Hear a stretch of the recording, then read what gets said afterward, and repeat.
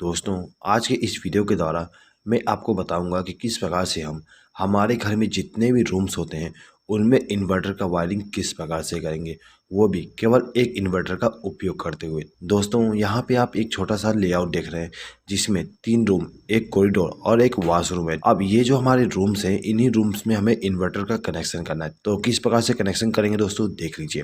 दोस्तों, जो हमारा घर होता है, घर में जो हमारा मेन पावर सप्लाई आती है वो सीधे ही इलेक्ट्रिक पोल से हमारा जो एनर्जी मीटर होता है उसमें आती है। उसके बाद में हम यहाँ पर एक मेन डिस्ट्रीब्यूशन बोर्ड का उपयोग करते हैं। जो हमारा मेन डिस्ट्रीब्यूशन बोर्ड होती है उसमें एक एमसीबी, एक आरसीसीबी और कुछ सिंगल पोल के एमसीबी होते हैं। ठीक है दोस्तों, ये जो हमारे सिंगल पोल के एमसीबी हैं, इनका उपयोग हम हर एक रूम को पावर सप्लाई देने के लिए करते हैं। अब ये जो हमारे एमसीबी है, इनमें हम फेस सप्लाई का कनेक्शन करते हैं। ठीक है, और जो हमारा न्यूट्रल सप्लाई होता है उसको डिस्ट्रीब्यूट करने के लिए यहाँ पर हम एक न्यूट्रल बस बार का उपयोग करते हैं। अब यहाँ पे जितने भी हमारे रूम्स हैं उन रूम में हमें एक एक स्विच बोर्ड का इस्तेमाल करना है। तो यहाँ पे हम एक एक स्विच बोर्ड को ला देते हैं। ठीक है, उसके बाद दोस्तों देखिए, ये जो हमारे रूम्स हैं, इन रूम में हमें एक एक पंखे का भी इस्तेमाल करना है। ठीक है, और सभी रूम में हम दो दो बल्ब का इस्तेमाल करेंगे। तो यहाँ पर हम दो दो बल्ब का भी कनेक्ट कर देते हैं। अब ये जो हमारा वॉशरूम है, इस वॉशरूम में हमें केवल एक बल्ब का कनेक्शन करना है। तो ये जो हमारा बल्ब है, इसको चालू और बंद करने के लिए यहाँ पर हम एक स्विच का इस्तेमाल करेंगे।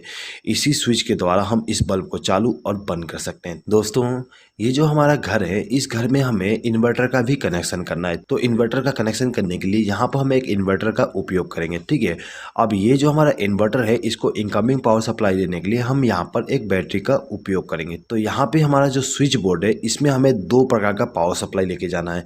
पहला तो मेन पावर सप्लाई और दूसरा इन्वर्टर का पावर सप्लाई। तो किस प्रकार से हम कनेक्शन करेंगे दोस्तों, देख लीजिए। दोस्तों, इस वीडियो को आप लास्ट तक देखिएगा। यदि आपको ये वीडियो पसंद आए तो प्लीज़ इस वीडियो पर लाइक जरूर कर दीजिएगा और इस वीडियो को आपके फ्रेंड्स के साथ शेयर करना ना भूलिएगा। ठीक है दोस्तों, चलिए आगे बढ़ते हैं।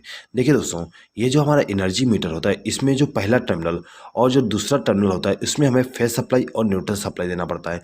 पहले टर्मिनल पे हम फेस सप्लाई देते हैं और दूसरे टर्मिनल पे न्यूट्रल सप्लाई देते हैं। तो यहाँ पे हमने कनेक्शन कर दिया। ये दोनों वायर हमारे इनकमिंग पावर सप्लाई हो जाएंगे, जो कि हमारे इलेक्ट्रिक पोल से आ रहे हैं। अब ये जो हमारा एनर्जी मीटर है, इसका जो तीसरा टर्मिनल है, ये वाली, ठीक है, ये हमारा आउटगोइंग न्यूट्रल सप्लाई होता है। तो यहाँ से हम एक वायर को कनेक्ट करेंगे और इसको ले जाके एमसीबी के साथ कनेक्ट कर देंगे। ठीक है दोस्तों, अब ये जो हमारा एनर्जी मीटर है, इसका जो चौथा नंबर का टर्मिनल है, ये वाली, यहाँ से हमें फेस सप्लाई मिलता है। ठीक है, तो यहाँ से एक वायर को कनेक्ट करेंगे और इसको भी ले जाके एमसीबी को इनकमिंग पावर सप्लाई दे देंगे। अब ये जो हमारा एमसीबी है, इसके आउटगोइंग टर्मिनल से एक वायर को कनेक्ट करेंगे और इसको आरसीसीबी के साथ लूप कर देंगे, यानी कि आरसीसीबी को इनकमिंग पावर सप्लाई दे देंगे। ठीक है, इसी प्रकार से न्यूट्रल सप्लाई को भी कर देंगे। तो ये जो हमारा आरसीसीबी था, इसको इनकमिंग पावर सप्लाई मिल गया। अब ये जो हमारा आरसीसीबी है, इसका जो न्यूट्रल सप्लाई का आउटगोइंग टर्मिनल है, यानी कि ये वाली, इस टर्मिनल से एक वायर को कनेक्ट करना है और इसको ले जाके हमें इस बस बार के साथ कनेक्ट कर देना है। ठीक है, तो यहाँ से एक वायर को कनेक्ट किया और इसको ले जाके बस बार के साथ कनेक्शन कर दिए। अब ये जो हमारा दूसरा टर्मिनल है, इस टर्मिनल से हमें फेस सप्लाई का आउटगोइंग मिलता है। तो यहाँ से एक वायर को कनेक्ट करेंगे और इसको ले जाके सभी एमसीबी के साथ कनेक्शन कर देंगे। यहाँ पर हमने एक एमसीबी को इनकमिंग पावर सप्लाई नहीं दी है। इसको इनकमिंग पावर सप्लाई इसलिए नहीं दी है क्योंकि इस एमसीबी का उपयोग हम इन्वर्टर के लिए करेंगे। ठीक है, तो यहाँ पे हमारे जितने भी एमसीबी थे, इनको हमने फेस सप्लाई के द्वारा कनेक्शन कर दिए हैं। ठीक है, अब देखिए, यहाँ पे जो हमारा इन्वर्टर है दोस्तों, इसमें हमें दो प्रकार का इनकमिंग पावर सप्लाई देना पड़ता है। पहला तो बैटरी से इनकमिंग पावर सप्लाई और दूसरा मेन पावर सप्लाई। ठीक है, तो यहाँ पे हम बैटरी के द्वारा इनकमिंग पावर सप्लाई दे देते हैं। तो दोस्तों देखिए, जो हमारा इन्वर्टर होता है उसमें आपको 3 वायर मिल जाएंगे। ठीक है, एक रेड वायर, एक ब्लैक वायर और एक केबल मिलेगा। तो ये जो हमारा रेड वायर होता है, ये हमारा पॉजिटिव वायर होती है। तो इसको हम क्या करते हैं कि बैटरी के पॉजिटिव टर्मिनल के साथ कनेक्ट कर देते हैं। ठीक है, उसके बाद ये जो हमारा ब्लैक वायर है, उसको हम बैटरी के नेगेटिव टर्मिनल के साथ कनेक्ट कर देंगे। ठीक है दोस्तों, ये जो हमारा केबल है, ये केबल हमारा इनकमिंग पावर सप्लाई होती है। ठीक है, यानी कि मेन पावर सप्लाई का इनकमिंग होती है। दोस्तों, इस केबल को हमें इस सॉकेट के द्वारा पावर सप्लाई देना है। तो इसके लिए हम क्या करेंगे, यहाँ पर एक 3 पिन प्लग टॉप का इस्तेमाल करेंगे। अब ये जो हमारा केबल है, यहाँ से एक वायर को कनेक्ट करेंगे और इसको ले जाके प्लग टॉप के साथ कनेक्ट कर देंगे। दोस्तों, यहाँ पे मैंने प्लग टॉप का कनेक्शन को एक्सप्लेन नहीं किया हूँ। मुझे उम्मीद है कि आपको प्लग टॉप का कनेक्शन आता ही होगा। ठीक है, चलिए आगे बढ़ते हैं। दोस्तों देखिए, ये जो हमारा इन्वर्टर था इसको हमने इनकमिंग पावर सप्लाई दे दी है बैटरी के द्वारा और मेन पावर सप्लाई के द्वारा। अब ये जो हमारा इन्वर्टर है इसके आउटगोइंग पावर सप्लाई लेना है। तो आउटगोइंग पावर सप्लाई लेने के लिए यहाँ पर हम 3 पिन प्लग टॉप का इस्तेमाल करेंगे। दोस्तों एक चीज हमेशा याद रखिएगा, हम इन्वर्टर से केवल फेज सप्लाई का आउटगोइंग लेते हैं, ठीक है, न्यूट्रल सप्लाई का आउटगोइंग का इस्तेमाल नहीं करते हैं।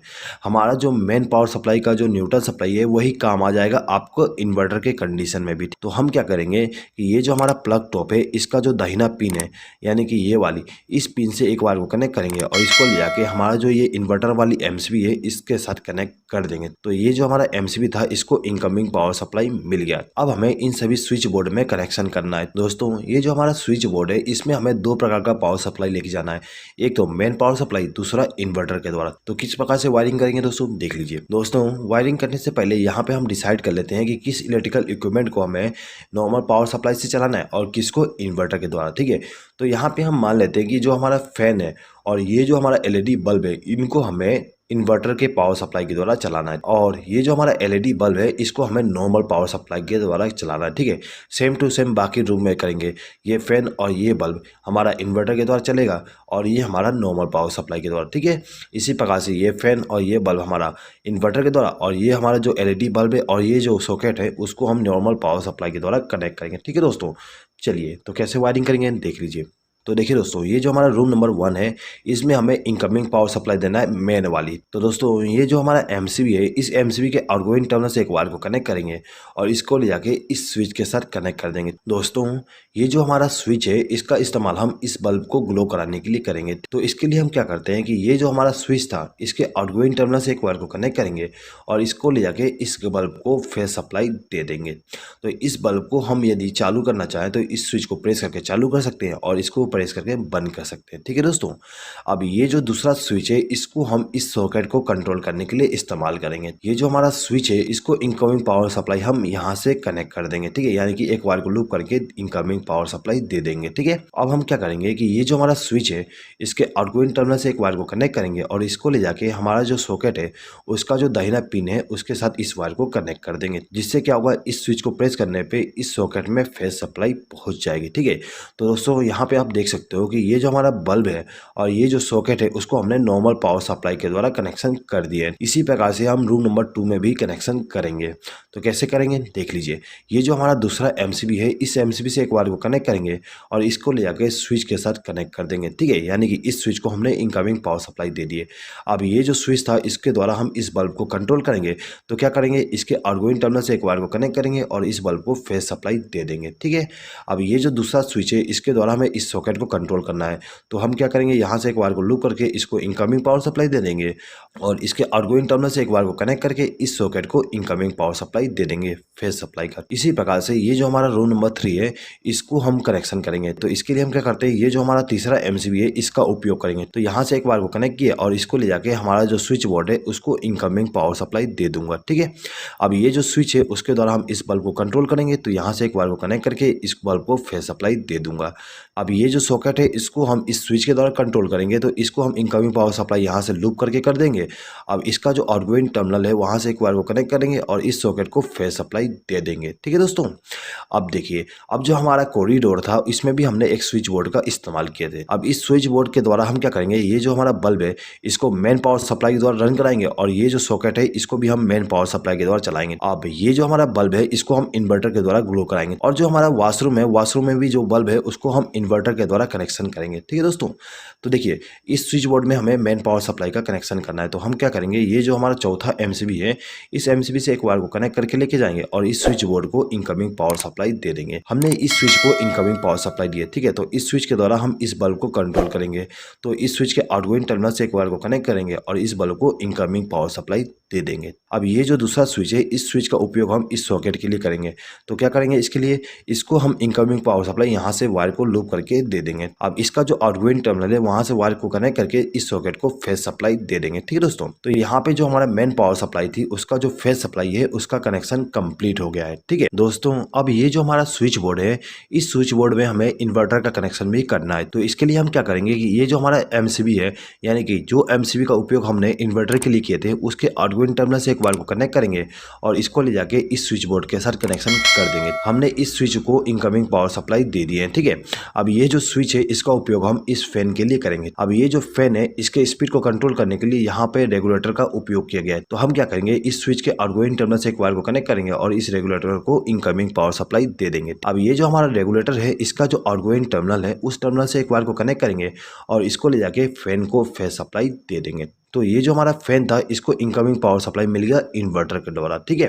अब इस बल्ब को भी हमें इन्वर्टर के द्वारा कंट्रोल करना है। तो हम क्या करेंगे कि इस बल्ब का कनेक्शन हम इस स्विच के द्वारा करेंगे, ठीक है। तो इस स्विच को इनकमिंग पावर सप्लाई देने के लिए यहाँ से एक वायर को लूप करके इस स्विच को इनकमिंग पावर सप्लाई दे देंगे। उसके बाद इसका जो आउटगोइंग टर्मिनल है वहाँ से एक वायर को कनेक्ट करके इस बल्ब को इनकमिंग पावर सप्लाई दे देंगे। दोस्तों अब ये जो हमारा रूम नंबर 3 है इसका कनेक्शन करना है। तो इसका कनेक्शन करने के लिए हम क्या करेंगे, यहाँ से एक वायर को कनेक्ट करके इस रूम नंबर 3 के जो स्विच बोर्ड है उसको इनकमिंग पावर सप्लाई दे देंगे। अब ये जो स्विच है इसको कंट्रोलिंग हम इस फैन के लिए करेंगे। तो क्या करेंगे, यहाँ से एक वायर को लूप करेंगे और इस रेगुलेटर को इनकमिंग पावर सप्लाई दे देंगे। अब ये जो हमारा रेगुलेटर है इसके आउटगोइंग टर्मिनल से एक वायर को कनेक्ट करेंगे और इसको ले जाके हमारा जो फैन है उसको इनकमिंग पावर सप्लाई दे देंगे, ठीक है। अब ये जो दूसरा स्विच है इसके द्वारा हम इस बल्ब को कंट्रोल करेंगे। तो इस स्विच को हम इनकमिंग पावर सप्लाई यहाँ से लूप करके दे देंगे और इसका जो आउटगोइंग टर्मिनल है वहाँ से एक वायर को कनेक्ट करके इस बल्ब को इनकमिंग पावर सप्लाई दे देंगे, ठीक है दोस्तों। तो यहाँ पे हमारा रूम नंबर 3 का कनेक्शन कंप्लीट हो गया। अब हमें रूम नंबर 2 का कनेक्शन करना है। अब ये जो हमारा रूम नंबर 2 है इसको इन्वर्टर के द्वारा पावर सप्लाई देने के लिए यहाँ से एक वायर को लूप करेंगे और इसको ले जाके किसी भी स्विच के साथ कनेक्ट कर देंगे, ठीक है दोस्तों। ये जो हमारा स्विच है इसका उपयोग हम इस फैन के लिए करेंगे, ठीक है। तो इसका कनेक्शन भी कर देते हैं, सेम टू सेम कनेक्शन करेंगे। तो यहाँ पे मैं एक्सप्लेनिंग करता हूँ, सिंपली कनेक्शन कर देता हूँ, ठीक है दोस्तों ये जो हमारा कॉरिडोर है इस कॉरिडोर में हमने जो स्विच बोर्ड इस्तेमाल किए थे इसमें भी हमें इन्वर्टर का पावर सप्लाई देना है। तो हम क्या करेंगे, यहाँ से एक बार को लूप करेंगे और इसको ले जाके इस स्विच के साथ कनेक्शन कर देंगे। अब ये जो हमारा स्विच है इसका उपयोग हम इस बल्ब के लिए करेंगे, ठीक है। तो इसका जो आउटगोइंग टर्मिनल है वहाँ से एक वायर को कनेक्ट करेंगे और इस बल्ब को फेस सप्लाई दे देंगे, ठीक है दोस्तों। अब देखिए दोस्तों ये जो हमारा बल्ब है इसको भी हमें इन्वर्टर के द्वारा ग्लो कराना है। तो इसके लिए हम क्या करेंगे, यहाँ से एक वायर को लूप करके लेके जाएंगे और ये जो हमारा स्विच था उसको इनकमिंग पावर सप्लाई दे देंगे। अब इसका जो आउटगोइंग टर्मिनल है वहाँ से एक वायर को कनेक्ट करके इस बल्ब को फेस सप्लाई दे देंगे, ठीक है दोस्तों। तो यहाँ पे हमारा जो फेस सप्लाई था इन्वेन पावर वाली और इन्वर्टर वाली उसका कनेक्शन कंप्लीट हो गया है। दोस्तों यदि आप यहाँ पे हर एक रूम के लिए अलग अलग एमसीबी का उपयोग करना चाहते हैं इन्वर्टर के वायरिंग के लिए भी तो आप कर सकते हो, ठीक है। उसके लिए आपको यहाँ पे एमसीबी का कनेक्शन करना है और उन एमसीबी को इनकमिंग पावर सप्लाई देने के लिए यहाँ से लूप कर दोगे जिस प्रकार से हमने यहाँ पे किए हैं, ठीक है दोस्तों। अब हर एक एमसीबी के द्वारा आउटगोइंग पावर सप्लाई लेके जाएंगे हर एक रूम के लिए, ठीक है दोस्तों।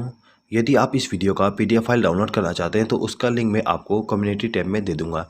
इस वीडियो का पीडीएफ फाइल केवल मेरे मेंबर्स ही डाउनलोड कर सकते हैं। दोस्तों यदि आपने हमारे चैनल का मेंबरशिप अभी तक ज्वाइन नहीं किया और यदि आप इस वीडियो का पीडीएफ फाइल डाउनलोड करना चाहते हैं तो आप मेंबरशिप को ज्वाइन करके हर एक वीडियो का पीडीएफ फाइल डाउनलोड कर सकते हैं। और यदि आप बिना मेंबरशिप को ज्वाइन किए पीडीएफ फाइल डाउनलोड करना चाहते हैं तो उसके लिए अलग से एक लिंक दिया गया है, उस लिंक पर क्लिक करके आप डाउनलोड कर सकते हैं। लेकिन उसके लिए आपको थोड़ा सा चार्जेस देना पड़ेगा, वो चार्जेस केवल मुझे सपोर्ट करने के लिए होगा, ठीक है दोस्तों।